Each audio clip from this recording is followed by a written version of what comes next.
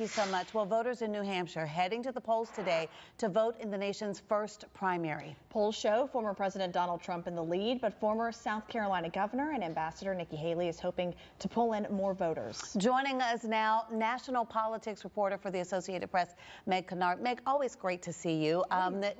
Big fan of your reporting and have been wanting to have you come in to share some of your insights. I really was like, I don't know where to start, but let's just go ahead and start in New Hampshire. Sure. Let's start there because you were out in Iowa. I want to hear about your observations there. But in your mind, you've been covering Nikki Haley, South Carolina politics for a while. I mean, you know the game.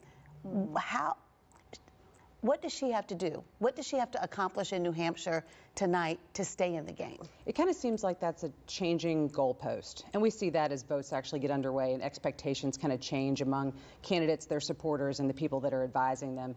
But for Nikki Haley in New Hampshire, this next all-important contest, this first in the nation GOP primary, we had a caucus, now we have a primary, but she needs to really show voters in that state and also the states that are to come that there is support and momentum behind her campaign. She came in third in Iowa. The guy in second place, Florida Governor Ron DeSantis, is no longer in the race. So, you know, she's, I guess you could look at it as moving up, but with so much support for former President Donald Trump in the campaign thus far, she really needs a strong showing in New Hampshire to signal, hey, look, like I am still here and people are still supporting me, so we can cast forward to the states that come next. And do you think she can get that strong showing? I know there's a lot of talk about the independent voters there in New Hampshire. Do you think that'll help at all? It certainly could. There is the possibility in New Hampshire where you have these independents that are coming over to, take part in the GOP primary. There is a Democratic primary, but it's, not really the same as we've seen in years past. So the GOP is really the main game in town. And so there is the possibility for that.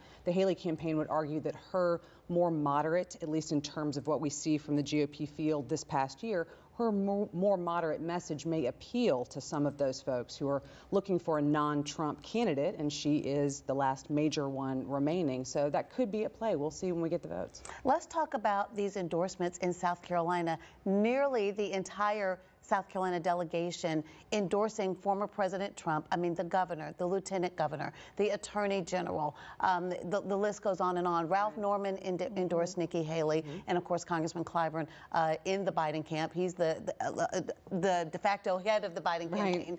But after covering her in South Carolina politics, particularly with Tim Scott and Nancy Mace, are there going to be hard feelings there? I mean, I get politics and I get, going with who you think the presumptive nominee is going to be, but she has been instrumental in their political success. Well, absolutely. And when you look at someone who was a two-term governor in South Carolina, who, as she frequently points out, won statewide here twice, she would argue, Nikki Haley, that is, she still has a lot of support, or at least has had support.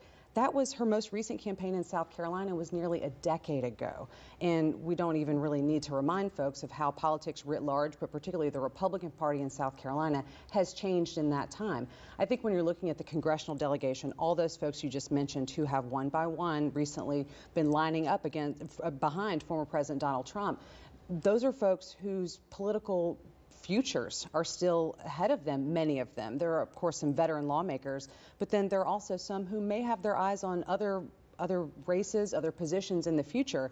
And if, at least in South Carolina, at least right now, Donald Trump is the main contender, is the person who's really getting a lot of that support, they may be kind of seeing how things may be shifting and trending toward in this state where they would still like to have a lot of political viability themselves. That's at play for sure. Wow. And going off of that, do you think, Trump said, I think it was today, that he would maybe consider Tim Scott for a running mate. Is that something that you see potentially happening in the future? It certainly could. I mean, South Carolina just can't quit. We are just about everywhere. But, from the Trump campaign, from conversations that, those of us who are covering this whole campaign cycle are seeing, there is a theory that more so than geographic spread, clearly I don't think the Republicans, whoever's going to be leading the party going into the general election, would think, ooh, I'm going to need someone from South Carolina to secure that state. This has generally voted in general elections toward Republicans in recent years. But there would be interest, I think, in having, some sort of an element of diversity to the ticket, that could mean a lot of different things. And that is certainly goes far beyond just, okay, am I going to pick a person of color or a woman or something like that? But certainly, for the Trump campaign, if they are thinking of, kind of a broader, more appeal, Tim Scott could be on their radar. That's for sure. One of the challenges for Nikki Haley that a lot of political observers have made is that she's really running more of a general election campaign and trying to get over the hump with the base. Because she keeps citing those polls that say, the majority of Americans don't want to see another Biden-Trump matchup, which may very well be true, but you've got to win your primary first. Your observations on the ground with her in Iowa, the momentum, kind of the energy factor, and if she keeps it even moderately close in New Hampshire, how that momentum could play coming back into her home state. Again, a lot of it does depend on what happens tonight, but as we have seen the first votes actually get underway in Iowa, and that's really like the first real test, like how is this, in reality, how is this playing out? There is a lot of excitement, and that excitement can breed more donors, that can bring in more money, that can signal to people out there is actual support behind this campaign. It's no longer theoretical at this point. This is real. And so if people start to see those dividends paying off, then they might tend to perhaps bring that support in the future. So if the Haley campaign can continue to have a strong showing in New Hampshire, it's not exactly sure what that means specifically, but if there is a strong enough showing to then come down to South Carolina, to her home state, to, perhaps, again, just reintroduce herself to maybe new people who weren't here when she was governor. She really has had to do that even in her home state as well. That could bode well, but let's remember, Donald Trump has a lot of support in this state, not just from the electeds, but in general since he first won here in 2016. So whoever is left in the race, it's Nikki Haley at this point, is going to have to be contending with that, and that's been ongoing since he first won the primary in 2016. A lot of craziness happening. We'll see what happens tonight. It is. All right, we've got to have you back. Absolutely. Once we just can't get these numbers out in New Hampshire fast enough. I know, and this is my question too, Meg, before we go. And my producer, I've lost contact, so if we need to wrap, we'll make it quick. I guess the question I keep hearing is, will Nikki stay in the race if she sees that it's going to be a huge defeat? What's your guess?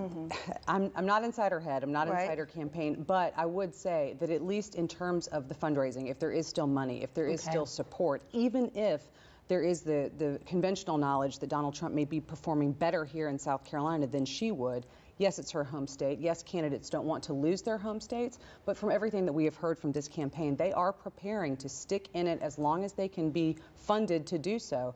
And after South Carolina, it's wide open into Super Tuesday. That's a whole lot of states at stake.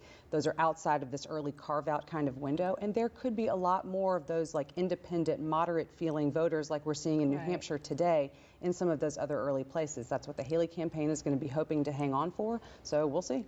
All right, great observations. You'll see why I wanted to have Meg come in. Good stuff.